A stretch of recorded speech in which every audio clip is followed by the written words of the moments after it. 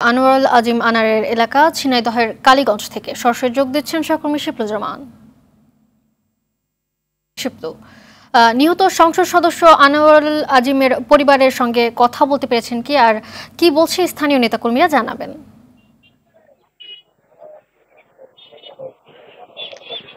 আপনি জানেন যে আমি অবস্থান করছি ঝিনাইদহ ৪ আসনের সংসদ সদস্য।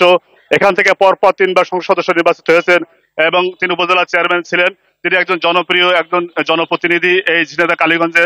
তিনি আসলে চিকিৎসার জন্য তার নিজ বাড়ি থেকে তিনি কিন্তু ১২ তারিখে তিনি দর্শনে গেদে বর্ডার দিয়ে তিনি কিন্তু ভারতে গিয়েছিলেন। সেখানে তার ঘনিষ্ঠ বন্ধু গোপাল বিশ্বাসের বাড়িতে তিনি কিন্তু সেখানে ওঠেন। তারপর থেকে তিনি চিকিৎসার জন্য বাড়ি থেকে বের হন। তারপর তাকে আর খুঁজে পাওয়া যায়নি। তাকে না পাওয়ার পরে তার পরিবার, তার কন্যা এবং তার স্বজনরা কিন্তু নেতাকর্মীরা কিন্তু হতাশে পড়েন। এবং দর্শক আপনাদেরকে একটু দেখাই যে তার মরার খবর আসার পরেই, নিহতের খবর আসার পরে কিন্তু নেতাকর্মী এবং তাদের স্বজনদের উপচে পড়া ভিড় আপনি দেখতে পাচ্ছেন। ঝিনাইদহ কালীগঞ্জ জেলা আওয়ামী লীগের হাজার হাজার নেতাকর্মী এবং তার আত্মীয় স্বজন, তার স্বজনরা কিন্তু কান্নায় ভেঙে পড়েছেন। তারা অনেকে আসলে হতাশা কর্মীরা বলছেন যে তারা নাকি অভিভাবক শূন্য হয়ে পড়েছেন এই আসনটিতে।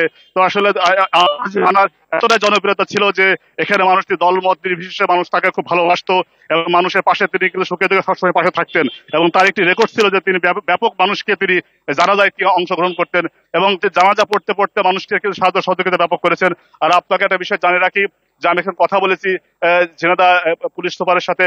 তিনি আমাকে জানিয়েছেন যে ভারত পুলিশ এবং বাংলাদেশ পুলিশ কিন্তু যৌথ উদ্যোগে তার ঘটনাটি জানার জন্য কিন্তু তারা খুব চেষ্টা করছিল এবং ইতিমধ্যে তার মোবাইল ফোন কিন্তু বিভিন্ন সময় বেনাপোল, কখন দিল্লি, বিভিন্ন রকম অবস্থান দেখা যাচ্ছিল। কিন্তু আজকে সকালে আমরা জানতে পেরেছি যে তার কলকাতা নিউ টাউনে একটি ফ্ল্যাটে তার মরদেহ পাওয়া গেছে এবং এই খবর যখন বাংলাদেশে এসে পৌঁছায়, যখন তার নির্বাচনী এলাকা ঝিনাইদহ ৪ এসে পৌঁছায়, তখন নেতাকর্মী স্বজনদের মধ্যে হাহাকার ও কষ্টদায়ক বেদনাদায়ক দেখা যায়।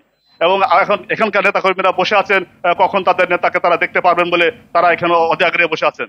আর এই ছিল আমার কাছে ঝিনাইদহ ৪ আসনের সংসদ সদস্য আনোয়ারুল আজিম আনারের বাসভবন এলাকা থেকে এই সর্বশেষ সংবাদ। ধন্যবাদ আপনাকে।